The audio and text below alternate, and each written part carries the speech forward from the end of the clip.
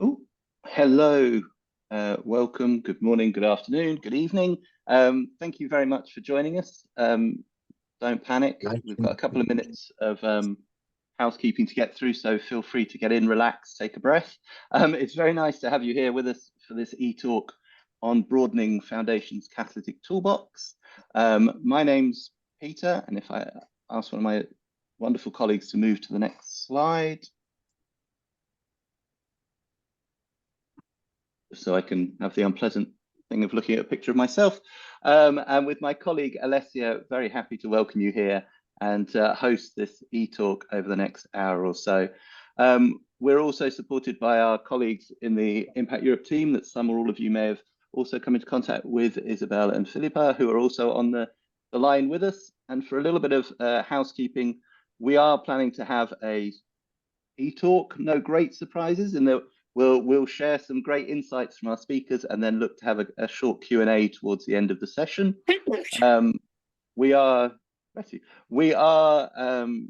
looking to run through the time. A couple of quick things. It sometimes helps, since we're using Zoom, if you wish to rename yourself to add an organization as well, please do so. Sometimes it's just easy for people to find you that way. If you go to your own picture or your own tile and go to your right-hand corner, you can click down to a rename button that will allow you to do so. And the other thing to just mention is we're having a short Q&A at the end, so feel free to put questions into the chat box in the bottom, or we can come to you at the end. But please, or if you have any comments, feel free to use that chat box. My colleagues will do as well. Moving quickly on, you're very fortunate to be joining us with three great speakers. We always say that, but this time we really mean it. And three great organizations as well. I'm not going to spend a long time here because they're all perfectly capable of introducing themselves and their resumes are slightly intimidating. But I would just like to point out that what we have here are three great organizations really focused on achieving impact and using very different tools in very different scenarios and very different situations to try and do so. The normal disclaimer applies. We don't particularly think that anyone is doing it better than another, or we're not saying that you all have to do the same thing as these organizations. Rather, what we're trying to do here is hopefully share some inspiration, but also some knowledge, some experiences to help you feel better equipped to make decisions that are suitable for yourself. And so the idea of this session is very much to help you grow your toolbox. So just going to take 2 seconds before getting onto the meat of this talk to explain slightly what we mean by that. And so when we're looking at supporting foundations, EVPA as was, and now Impact Europe, has spent nearly 20 years trying to support organizations to actually feel equipped to understand what new practices are out there, learn from other practitioners, and make conscientious decisions on how best to achieve impact. And we'll continue to do so. So some of you will have joined us for e-talks or our events last year, and I thought it'd just be useful to just give some insights as to how that looks for the upcoming couple of months as well, and to reassure you that we're not going anywhere. So throughout the year, we will be hosting, as normal, our gathering at the end of the year, an Impact Week in Bilbao, and a number of other spaces for members and non-members to join and share amongst each other. And the two that I just highlight that may be of interest to some of you in the audience, may not, our events coming up in June, where we're focusing in on our Impact Fund and corporate members and looking to really break down silos by bringing those two groups together in two separate, concurrently running events in the same venue, Capital Ideas and Business of Impact. We will also then, as you would expect from a network, continue to provide you with learning, not just for the foundation audience, as we're targeting today, but also across our membership. And part of that comes in the form of training that some of you may have joined in things like our IMM bootcamp or previous incarnations. This year, we're also excited to be offering member-only additional training offers, where we're looking at things like additionality, investor contribution, IMM, and we'll be very happy to share more details with those if of interest to you. The last bit of housekeeping that I should have mentioned at the start is we will be sharing these slides, so please don't worry about having to take down every bit of notes, but we will share the slides with you afterwards and happy to take the conversation further. And the last two things I just wanted to take a moment to touch on is our role that we think is important as a network to also represent and share with others. So terrible picture being used there of myself in a different jumper, but we're actually using that as an example of, at the end of March, sharing the learnings from our community with different audiences such as the Phoenix Impact Summit, but it's something we'll look to continue to do, and happy to work with any of you guys who want to join us on that journey. And then lastly, we also have a duty to share insights and keep the insights moving. And so most recently, you may not have seen our 3 insights from our gathering in Torino, where we were workshopping specifically on foundation endowments. But the main learning out of that I think all of this work hopefully has just piqued your curiosity about is we keep getting asked, and the demand is still there from our members and others, for safe spaces and best practices where foundations specifically can learn more around what they can do for their toolbox in impact investing.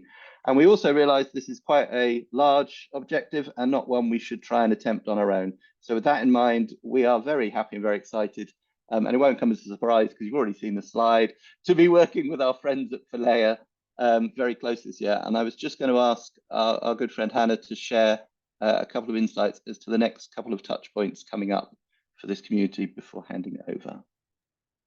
Yeah, thank you so much, Peter, also for having me here. I think it demonstrates nicely the way we have already been cross-pollinating our work when it comes to foundations, engaging in impact investing, be it from their program, their endowment sides, or even in a holistic way. And that's also indeed, as Peter said, what we want to continue doing together, even more structurally, so to say. So maybe you're wondering, who is Filea? Filea is quite a new organization. We're comprised of foundation and also national associations of foundation members. So all in all, we represent more than 7,500 foundations across 30 countries all over Europe. And we add value to our members by co-creating knowledge and learning from effective practices, by collaborating around current and emerging issues, and also by promoting enabling environments for doing good. So much as Impact Europe, we also are here to serve our membership and also to drive the conversations forward in the wider ecosystem that we all operate in. And also our foundation members, we have observed indeed in the past few years that some of them are already very experienced when it comes to impact investing practices, be it on the program or on the endowment sides, but others are still trying to learn more and to exchange more with others who already have this expertise. So that's indeed also something that we have observed and that we're now really excited to embark on together with Impact Europe indeed, to continue this holistic approach idea of the entire toolbox that foundations have at their disposal to fulfill their missions. So indeed, we will be publishing very soon a paper which gives a bit of the current state of play of what foundations are already doing, what can be done to get more out of this, both from the practice and from the policy sides. And then I think what will be really exciting indeed is for us to have a moment to come together in person also to discuss the current practices and the emerging practices. So this first occasion will be the Filea Forum. So we have an annual conference where we gather the philanthropy ecosystem from across Europe. And this is taking place at the end of May. And this is where we will have a dedicated session where Impact Europe and Filea are indeed gathering forces, and together with a few of our members, we will bring this conversation to life. And this will also be the starting point for a new era, let's say a new chapter of collaboration between Impact Europe and Filea when it comes to impact investing.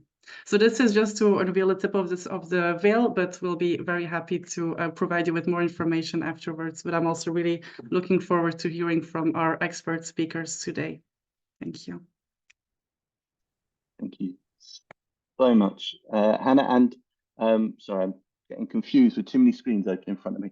Thank you very much for that. And now, after those brief intros, we're moving on to the real content of the talk. I'm very happy to hand over to Brady from the End Fund to take us through our first case study. Thank you. Hi, everybody. My name's Bridie Layden. I'm a Senior Director at the End Fund. For those of you who don't know us, we're a collaborative philanthropic fund. So that's a pooled fund, and we represent a group of investors who pool their donations through the End Fund to achieve an outsized impact. So I know that we're going to go through a few different versions of Catalytic Capital. Ours is purely philanthropic capital. And it was designed on a model that was from the very beginning designed for impact at a really big scale using philanthropy and leverage. So I'm a senior director at the fund and I lead the European portfolio. So our investors that are based on mainland Europe. If you could go to the next slide, please. So the problem, I'll start there. The problem that our founding investors, Legatum and the Campbell Family Foundation, came together to try and solve was they were looking for an opportunity to have a catalytic impact with purely philanthropic capital. And the problem they chose, for reasons that I'll explain, was neglected tropical diseases. We can go to the next slide. Thank you. So neglected tropical diseases are a group of diseases that affect 1.7 billion people globally. So they're neglected in terms of funding rather than in terms of the number of people. It's a huge impact, a problem that's a huge impact across the world. And our portfolio of investments focuses on these 6 here. When people catch these diseases, they themselves become ill, evidently, and they're unable to work, but also other things are compromised, like children's ability to attend school, either because of illness or because of caregiving responsibilities, which, as we know, particularly affects girls. And this affects household income, it affects long-term prospects of the community. And at a national level, we see trajectory of nations being held back because of the burden of these diseases. So there's quite a bit of data in this space, which the founders were looking through and which also has been added to since that time. And we know things like deworming treatment alone. So for intestinal worms, which is the first on that slide, that alone, if we're looking at deworming treatment for that disease, it can boost school attendance by 25% and increase income potential by 20%. So even conservative estimates show that the impact of eliminating these diseases on an economy is really catalytic. We had a recent project report in 2022 from Deloitte, which estimated the impact of Nigeria eliminating all of their NTDs by 2030. And they projected that she would add 18.9 billion to the economy just from increased productivity by the Nigerian population. So that was where our founders started. Next slide, please.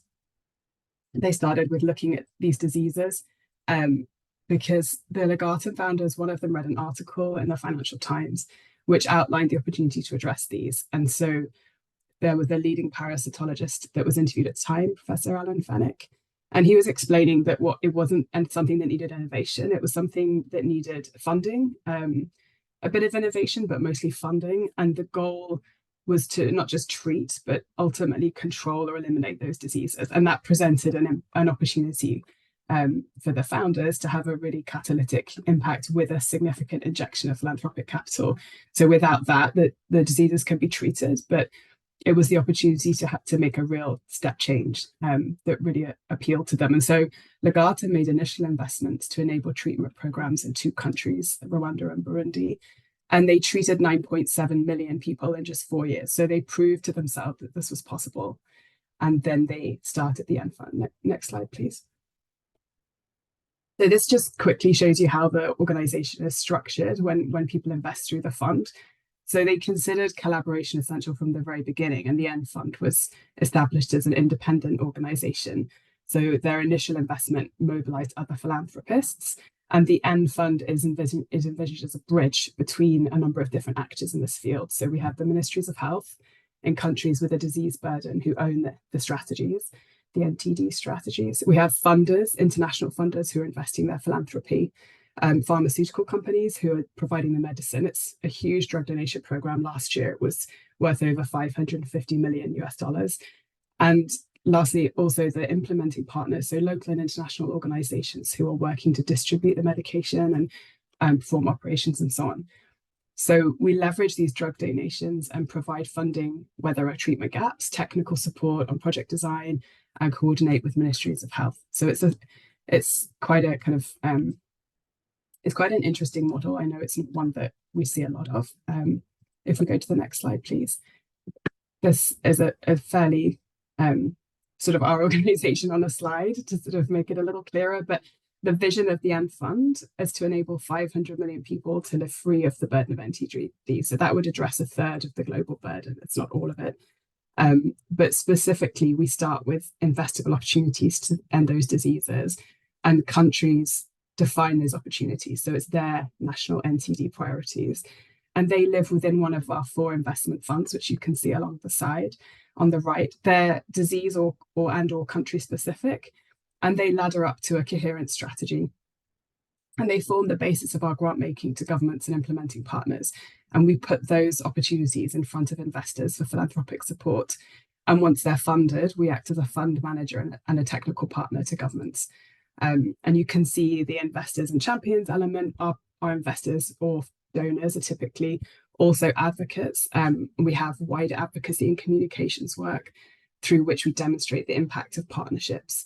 And that's for twofold. We're trying to center the voices and experiences of the communities we serve, but also leverage our influence in the sector to both bring in new investors and share our platform with the organizations that we work with and with the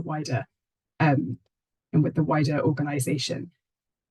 It's less about branding. So the End Fund is fairly white label. It wasn't envisioned to be a big brand like an NGO might. And it's more about the facilitation of the whole sector and of the environment. Next slide, please. So in terms of how we're doing,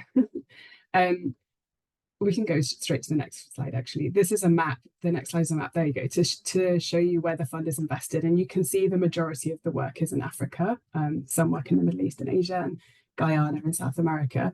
And some of those countries, such as Ethiopia, all 4 funds are operating there.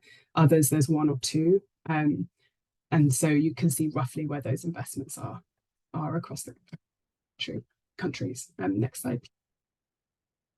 And in terms of impact so far, so we're funding treatment of around 200 million people a year. And that's really quite an extraordinary figure, and speaks to a little bit of the leverage of how this fund was envisioned and the scale that was envisioned from the very beginning. But more importantly, now we're seeing eliminations and ending of diseases of public health problem as a result of these investments year on year.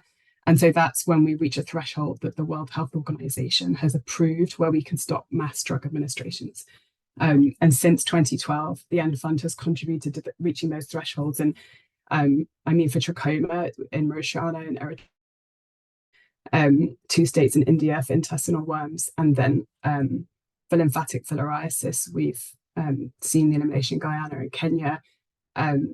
Just last year, Niger eliminated river blindness. It was the first African country to do so, and Senegal is very close behind. So we are starting to see real milestones being reached now. And the End Fund was started with the idea that it was supporting the World Health Organization, and many of the diseases that we work on have a trajectory for elimination or control between now and 2030. So we're starting to see increasing numbers of these announcements, which is really exciting. And if we take Rwanda, which I mentioned earlier, was a test case for the End Fund model. A little over 10 years ago, it had no deworming program. And by 2019, their Ministry of Health became the first driver of the country's school-based deworming program. So that was an unprecedented milestone for government ownership and sustainability for NTDs in Africa. And today, the rate of worm infections in Rwanda prevalence was around 69%, and it's decreased to almost 0 in many parts. So the model has been proven, if you like. The WHO is aiming for 100 countries to eliminate at least 1 NTD by 2030.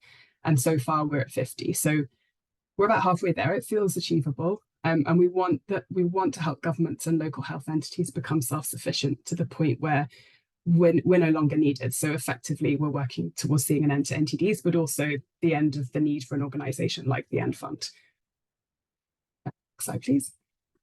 So lastly, I just wanted to take you through some of the advantages and challenges to this way of working. In terms of the advantages, it's very effective. We contributed to a recent report by Bridgespan on collaborative funds, which made the point that the kinds of funds that we've got to really demonstrate the value of our position as an intermediary in a way that isn't really foundations typically. So we are constantly focusing on monitoring evaluation and making the case that we're providing an added value The model brings costs very, very low. So since we were started by an investment firm, we're built off that model. Our reporting is extremely robust. And so there's that element. Secondly, it's educational. So funds are staffed by leading experts in the field. They know what they're doing. They do it exceptionally well. And our community involves both people with a lot of technical expertise and people with really very little or none.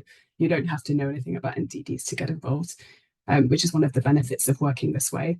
And finally, or a collaborative entity like this, you can take a macro view of the landscape and consider where you'll make the biggest impact. And actually, that's one of the reasons I personally joined, because the End Fund has specifically looked at a problem that philanthropy is well positioned to contribute to solving. And it's been really strategic about how it does that in collaboration with all the other actors involved. If you want to go to the next slide. And then there are challenges. Maybe we've missed the last slide. Oh, that's on the same slide, sorry. The challenges that we sort of see are pretty similar to what you might expect. We have numerous investors. They have their own dynamics, their own strategies, their own demands, and we're managing that as a fund manager. We're always navigating quite a complex series of those demands, and collaboration is really hard. People need to leave their ego at the door. So that is a challenge. It's kind of one we're working with. But it's satisfying when it works really well, and you see people coming together, even things like the pharmaceutical companies, right, coming together to join alongside this issue where they would naturally be competitors. Relatedly, we want to keep our partners involved, but we're always conscious of overburdening them. So we try to take as much workload as possible, for example, with fundraising, so they can focus on implementation. But we also want to share our platforms and elevate their voices. So that's a balance that we look for.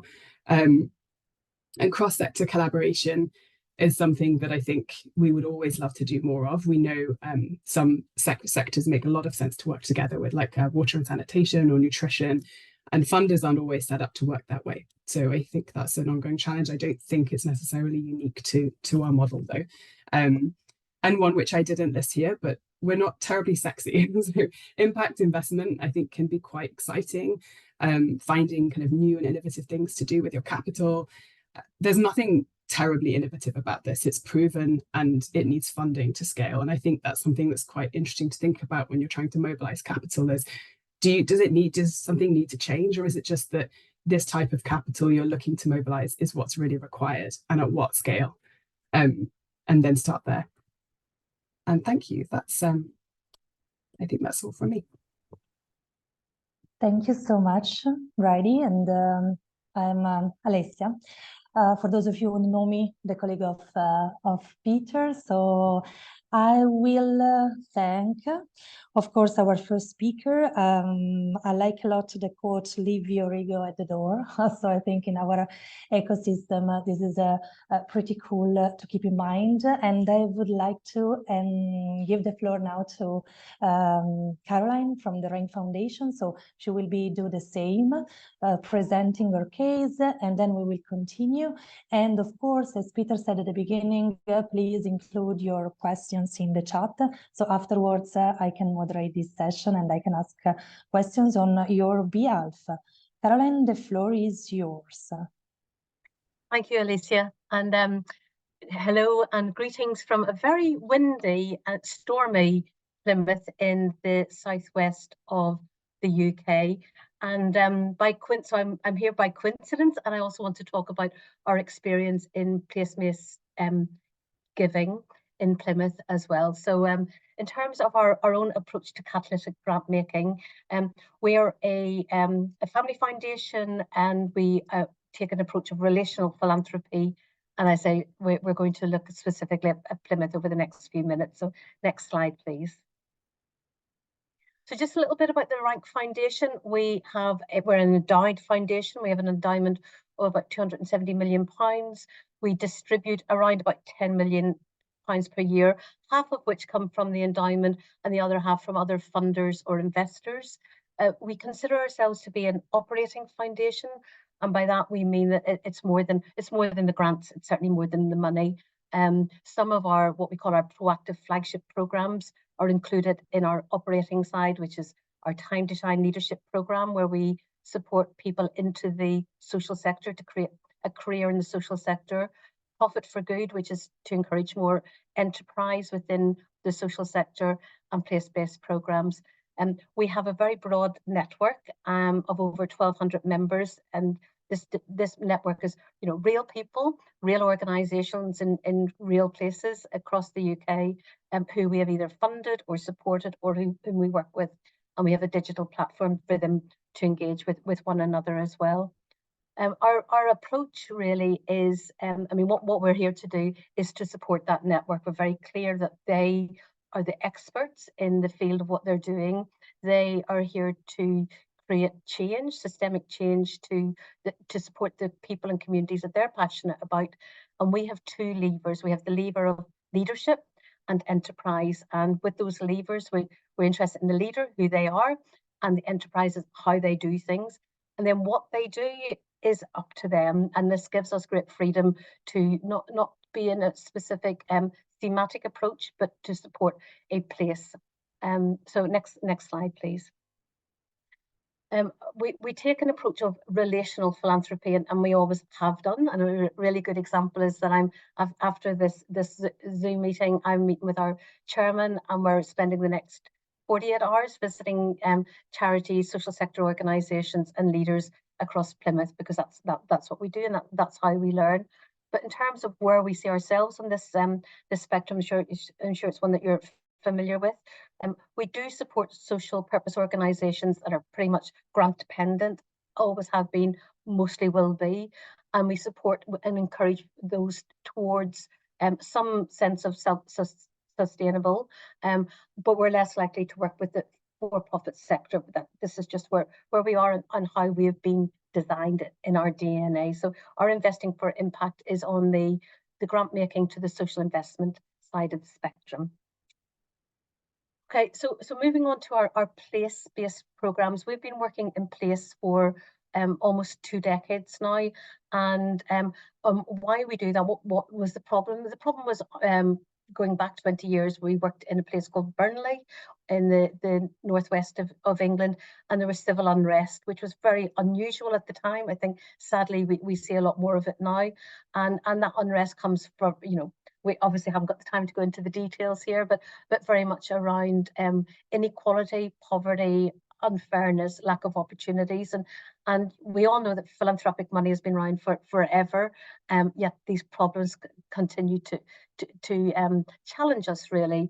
So our approach is to really go into a place over a long period of time to really get to understand that community and those people, and to find out where we might add benefit. So it's a fairly modest approach. We're not a huge funder, but that is our style of working. So we've created our trust model, which is that we will bring to a place, we'll bring capital. So obviously we'll bring financial capital, but also that intellectual and social capital, that broad network of individuals and organisations, those 1,200 people, all their collective knowledge is brought into a place, because we share and we learn from other places as well.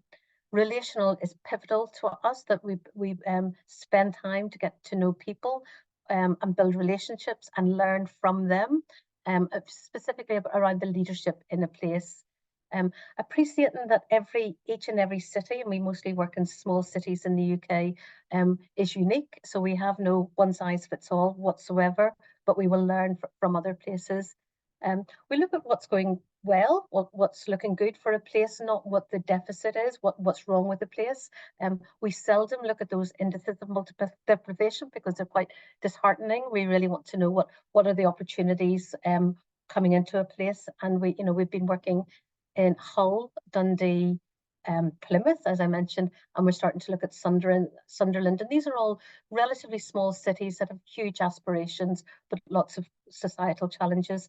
And most importantly of all, we base everything on trust. So that's mutual trust that is built, a shared understanding of our respective roles in the philanthropic space. Next slide, please. Okay, so in Plymouth, we're now in year 5 of currently 6 years of activity in the city, and I hope that will continue beyond the 6 years. We've created a programme that's designed to improve the potential of the city's peoples, communities and institutions. And we do this by building capacity, promoting enterprise, developing leadership and encouraging a collaborative cross-sector approach to inclusive growth. And what we mean by inclusive growth is that everyone gets a bite of the cherry, no matter where they are within that city, so that everyone can grow. We're not all, sadly, there, inequality does exist, but it means that no matter where you are within a city, that you have got the potential to benefit from that. And in Plymouth, next slide, please. We have an iconic landmark. It's the just a stone's throw from where I am, the lighthouse here. And we've been funding over 5 years. We've invested £5 million. Most of that is the Rank Foundation money, not all of it. We've been supported by other organisations, including the National Lottery in the UK, DCMS, the government, and a local integrated care board as well. So we funded 8 core anchor organisations to get the programme started, but we wanted to keep it open. As a proactive grant maker, it's always a great challenge to have that balance between being fair and open, but also focused and proactive. So we've encouraged 13 new social enterprises through a learning programme and a match trading programme. We have a local associate in each city, and this again is a really key part of our approach. And this person is someone who usually bubbles to the surface within a city, whose name is mentioned often by lots of key strategic decision makers, whether in the statutory or the non-profit sector, and they have the wherewithal to connect people, to spot opportunities, and to really make the to create what we call that magnifying effect within the city. We have had a participatory grant programme, again with shared funding from the health sector here, and that was really about going back to trust, about those decision making being made much more locally with people who are experienced and what it really feels like to work and live in the city. And we've had over 50 new leadership placements through the Time to Shine programme and the Rank Aspire programme. So this is bringing new talent, a pipeline of new talent into the social sector. And finally, we have a repayable grants programme. So again, that encouraging more enterprise and match trading. Just on the repayable grants, we had one repayable grant in the city, which of £220,000, which was repaid and has been ring fenced to go back into Plymouth, and it has yielded now, it's doubled, so £440,000 worth of value from that one grant. Next slide, please. Okay, so our tools for impact, in no particular order, and probably not exhaustive here, but time is really important to us. Time on reconnaissance is seldom wasted, is what we say here. So we really get to know the people in the place, their collective aspirations, and all of those inward economic opportunities to a place. We typically spend 12 to 18 months getting to know a place. And if it doesn't feel right, we kind of have to walk away. Fortunately, that's only ever happened once in 20 years. We identify that local leader that I mentioned, and we have a shared monitoring and evaluation tool. We use a tool called Upshot, and so each grant holder or organisation or partner organisation utilises this tool to demonstrate their own impact. But equally importantly, we have a bird's eye view, so we can look at the whole activity across the city, who's doing what, where. And we know that there's well upwards of 1 million hours of activity as a result of this programme. The social contract, that notion of social contract is really important in the city, with peer support, shared learning and leadership development. I mentioned our flagship programme, so not only would we bring the grant funding, but we'll also bring a range of other activities and programmes into a city, so that when an organisation has a grant from the Rank Foundation, they might also have a Time to Shine leader, they might have a repayable grant, they might have a bursary to go and visit another city or people in another city, and they might come to our annual networking conference. The the delegated decision making is really important in terms of that trust base, and of course regular evaluations, internal and external, and learning reports. So those are the tools that we use for impact. Next slide.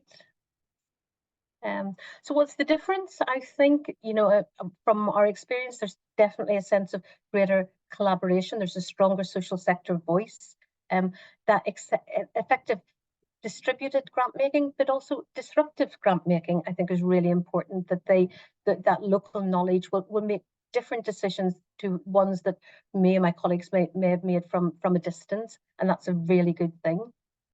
There's certainly a less dependency on grant funding with an increase in accessing social finance. It's not just the repayable grants, but other social investments that are available within the city, and we have those measurable financial and social outcomes. But for us, we now have a very local, very robust local network of social leaders and entrepreneurs.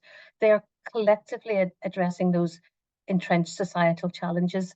Plymouth was the UK's first social enterprise city. It's not the only one, but it was the first. And we all say where there are social entrepreneurs, there are social problems, and they're trying to resolve them.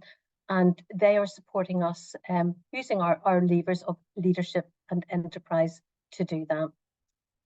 The final slide, please. So the challenges for us have been, you know, relational philanthropy takes time. It is in itself a form of patient capital, and the more pressure there is to do it quickly, the more mistakes that can be made. So it is really taking the time to really get to know, and it is a resource in itself to get to know people and places. Coming into a city, being mindful that there are, you know, people are already here before we've come and after we leave, and being respectful of that, you know, that they already exist. Capturing data, I think, is always a chunky challenge. That what's the right and the best kind of data, what matters most. We've certainly got the quantitative data through Upshot. We've got the qualitative data through the narrative, the impact reports. But what about behavioural change? You know, what we've seen is that people have moved towards more loan finance, and I think in these challenging times, that's a good thing, and we should be showcasing that. We also know there are other investors in Plymouth and in other places, and being respectful of and knowing about those as well. Over the time period, over the 3, 5, 10 years in time, we do need to lighten our footprint. We can't be here forever, but we want to know that we have made a difference.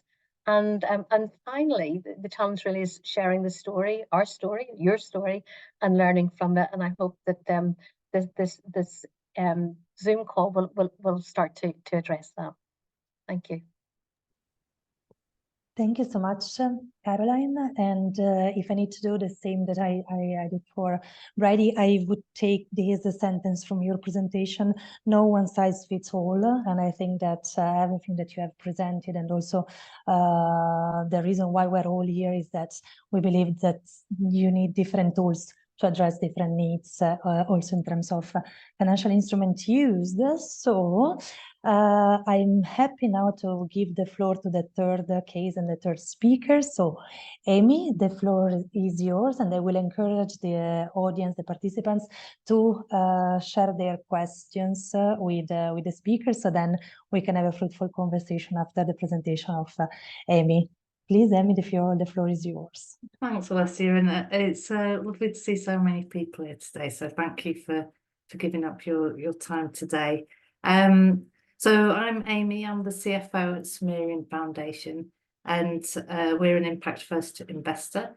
So today I'll just give you a little bit of an overview about us, what we're doing and why we're doing it. I'll talk a little bit about our toolbox. I haven't called it a toolbox before, but I think it's a nice way of describing the various things that we do.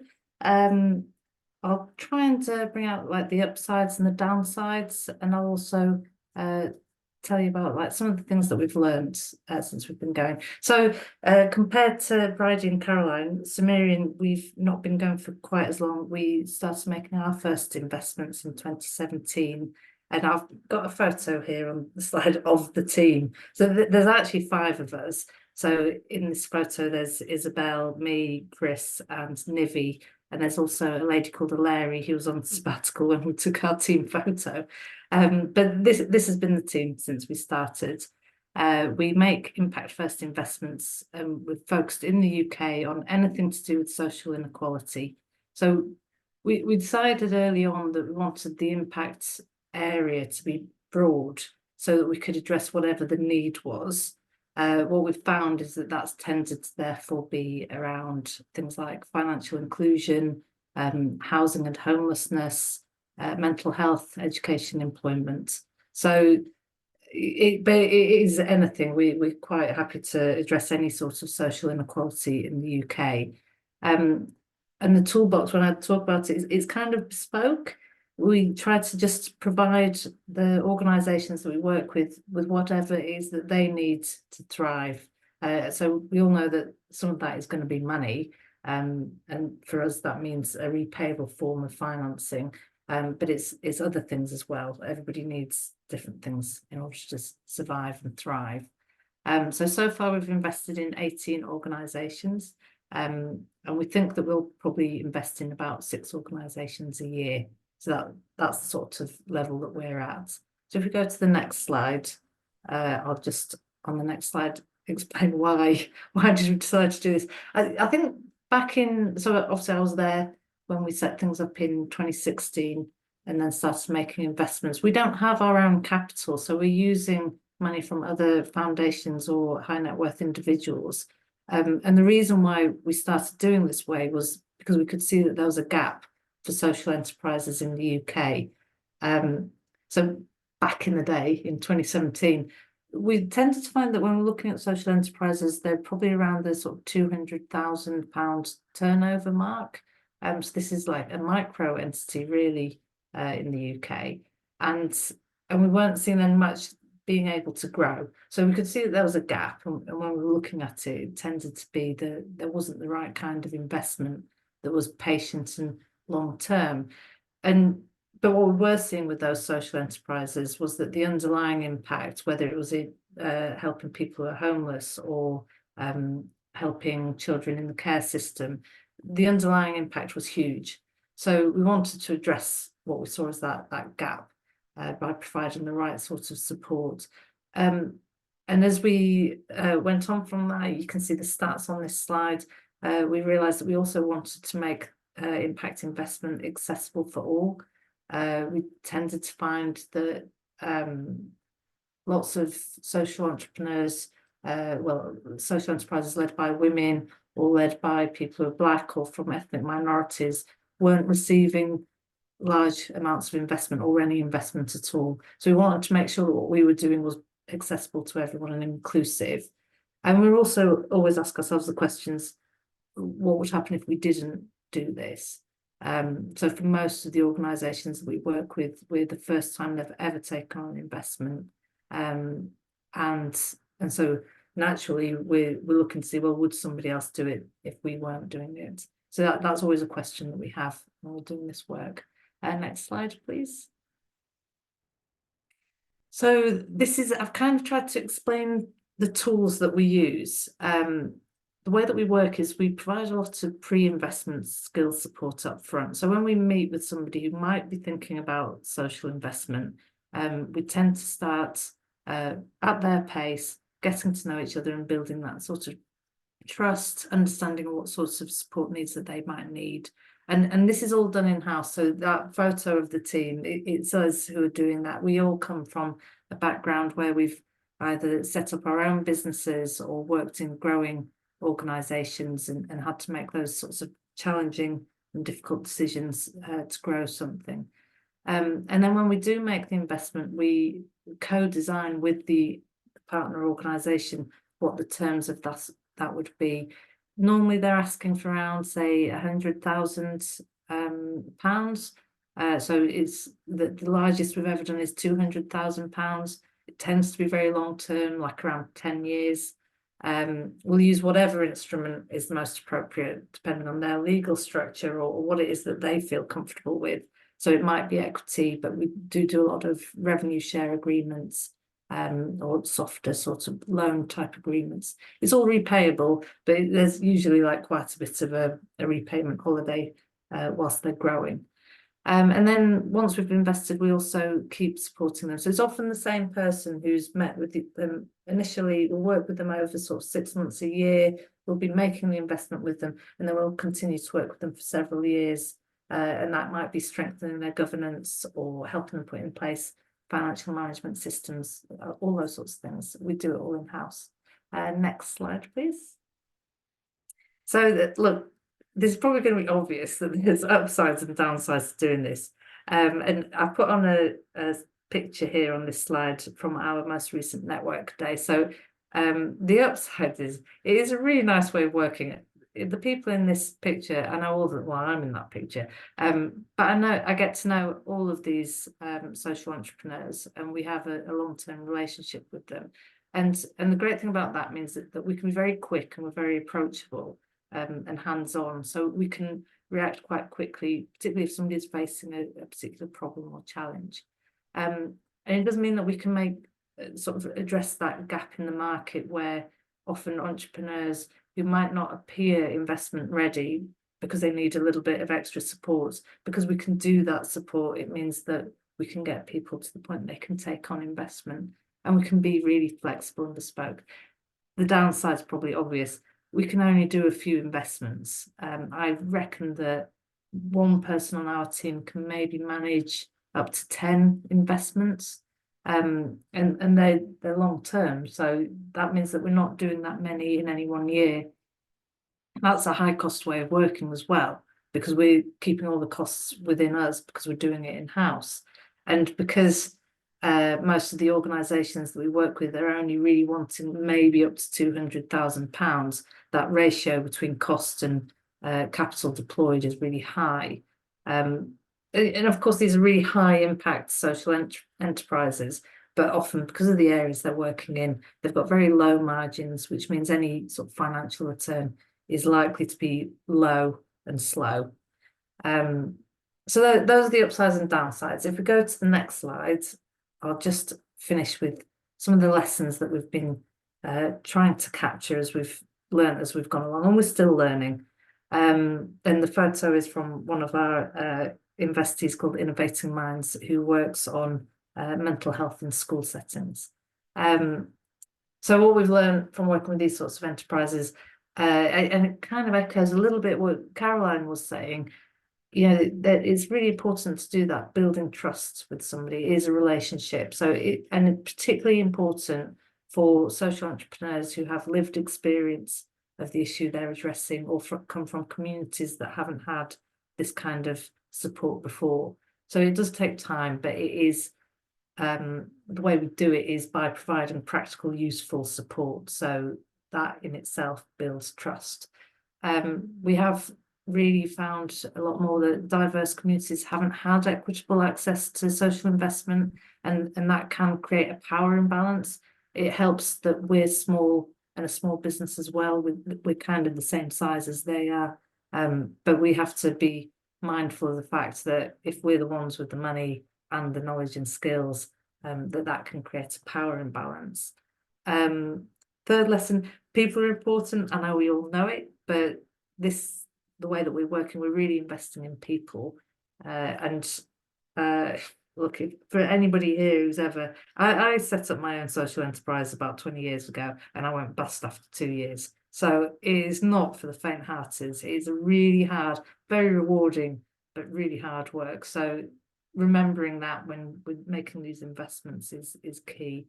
One of the things we really learned over the last couple of years, particularly during COVID, we now more intentionally focus on helping an organisation strengthen its governance from the get-go, because when the inevitable challenges happen, they really need a supportive board. And some of these organisations don't even have a board. So we focus on governance right from the beginning now. And then again, I know we know all this, but it's more than just the money. It's about being an encourager and a cheerleader for organisations and sharing networks and power. So all these things are super important, but that's what we've learned so far. But I'll pass it back to the team then. Thank you so much, Amy, for the presentation. And again, I think something I would like to highlight is a bit what I highlighted also for Caroline. So the fact that at the beginning you said you are tailoring your financial and non-financial support or whatever your investor needs to thrive. And I think this tailoring process is very important to the practitioners and also very close to our heart as Impact Europe.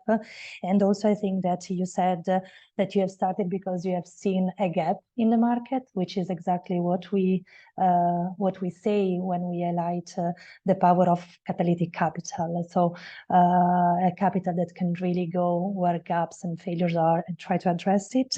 And also I was happy when you referred to the fact that you were not using the term toolbox, but now you have decided to include it in the presentation because as Hannah and Peter mentioned, we are just about to publish a paper, Philea and Impact Europe, and we are referring to the toolbox everywhere. So happy that it resonates also with you. And of course, I mean, I would like to explore more on everything that is related to power imbalance, but I'll stop for a moment. Thank you again to Amy, Brady, and Caroline. So I see no questions, but of course, I have a few questions prepared.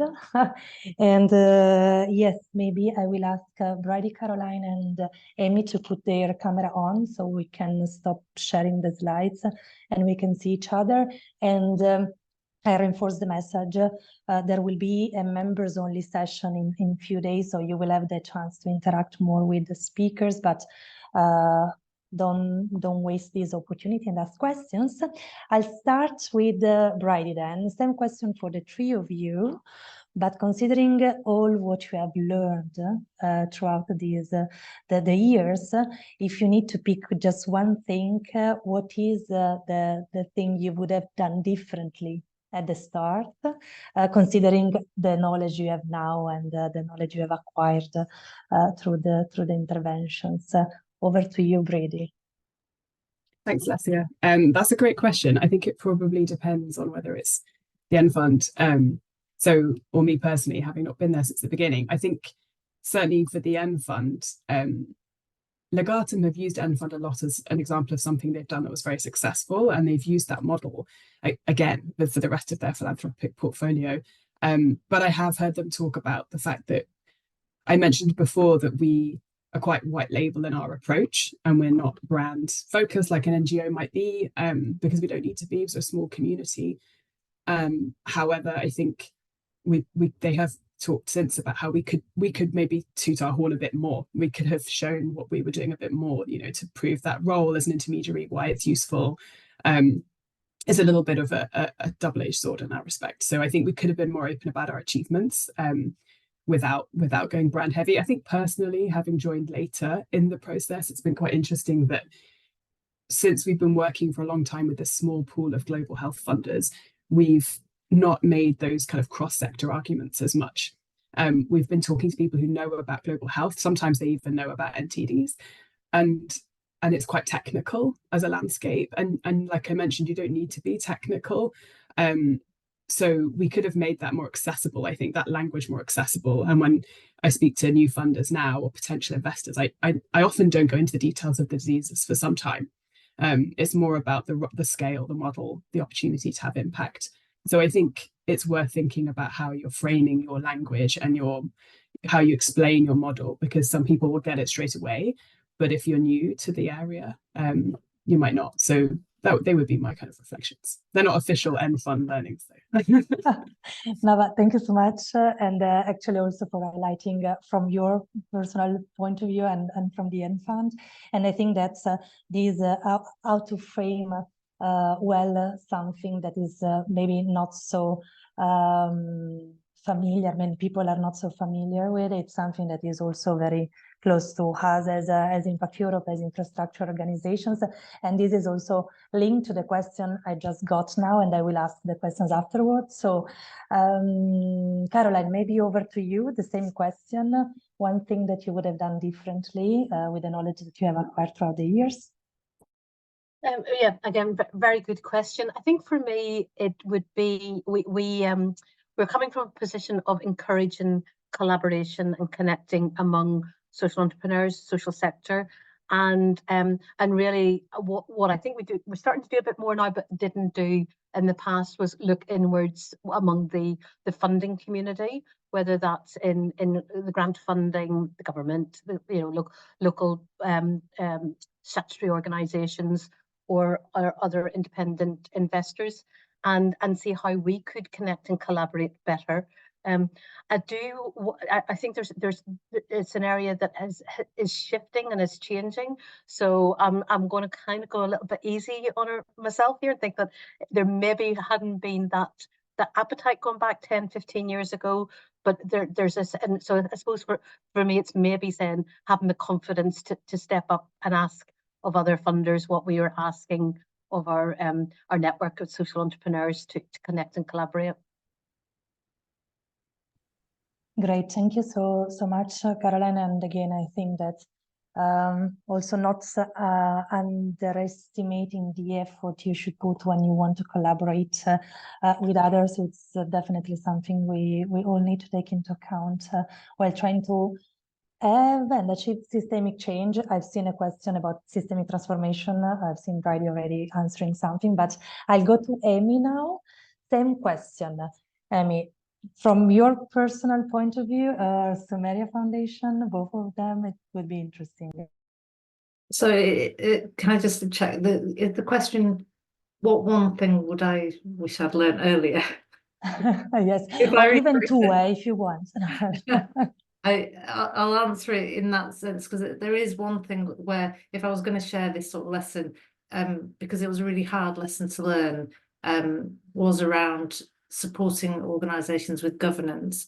And I think it's because if you come from a background or an organisation where governance is sort of a given, like it just seems natural that you would have that sort of support and that sort of rigour.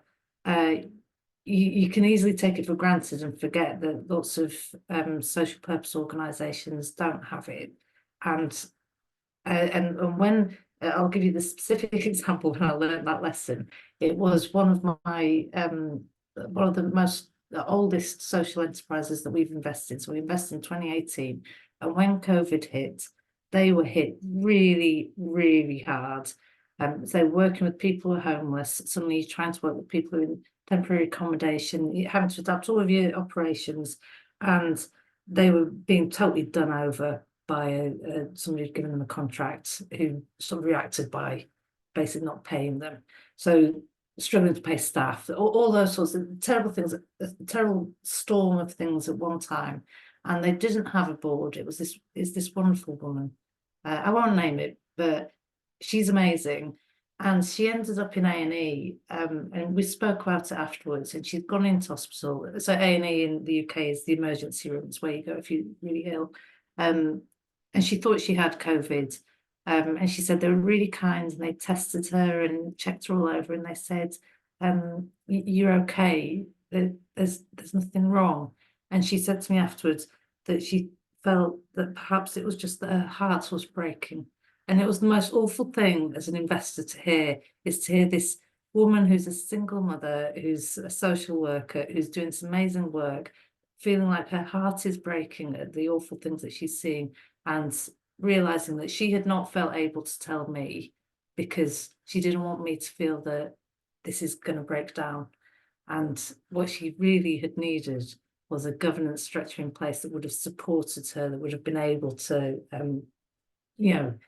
just look out for her and be there for her at such a challenging time. So obviously it's a little bit late in the game, but we've got in place a really nice board for her now, who are really supportive, who understand her worth and her value and how important the work is. But I really wish that I'd realised how important that was earlier on and had that in place before then. So that's my one thing. That's the one thing that I wish I'd known for, and I will never make that mistake again. But that was it.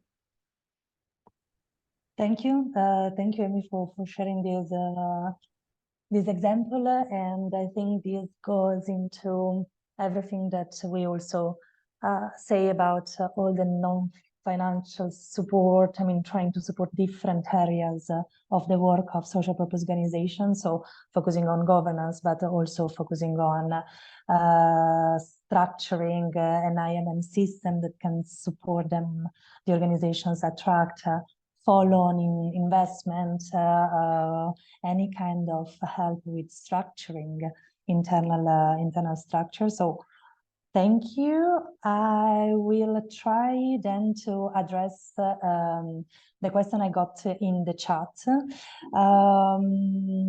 Yes, so I think today what the aim of this talk was also trying to inspire others. I mean, in the question we refer to it like more mainstream foundations. I would call them maybe more traditional foundations, but what are the opportunities apart from this brilliant e-talk, but for you to really inspire others, share your own expertise to make sure that more philanthropic organizations start doing what you are doing actually, so taking this catalytic approach, trying to use the toolbox. Bridie, would you like to start maybe sharing some ideas on how you can engage in this advocacy work, if you want to call it like that? Sorry, Alessia, can you rephrase that? How to engage? Yes, how to stimulate others to do the excellent work you are doing, actually. Okay, I mean, I think places like this are a great place to do it, or at the different fora, like the Philia conference coming up and your conference as well. I think being able to showcase case studies and share our examples of things we've done is so helpful. But I don't think we see that enough. And obviously not everybody can share what they're doing, and some funders are more discreet than others. But those of us that are very open and have capacity and interest in sharing our learnings, we're always really happy to do so. And I think some of the things that are valuable about sharing don't need to apply to your space. You know, the end fund is a particular model, and you can take learnings from that to look at what you're working on. It might be in something completely different. And it could be anything, even from the way that it was from the very beginning built at scale, or the way it's thinking of how it might wind out as change its role as it grows. I think just more and more opportunities to share those with other funders and safe spaces is really important.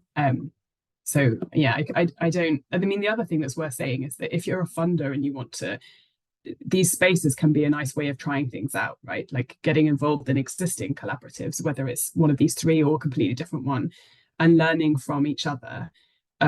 Oftentimes philanthropists meet at the end fund and then they go off and do their own thing that's unrelated to NTDs. But these are really nice spaces where you can connect as a peer and learn and make those connections. So. Great answer. So I'll leave the floor to Caroline and Amy to complement Bridie's answer. Thanks. Yeah, I would echo really what Bridie has suggested there, and I think that there are lots of different ways to partner, learn, collaborate, share. But I'd also say that, you know, just because one funder is doing things in a certain way doesn't mean to say that everyone else should do the same, because we'd probably end up in a bit of chaos as a result of that.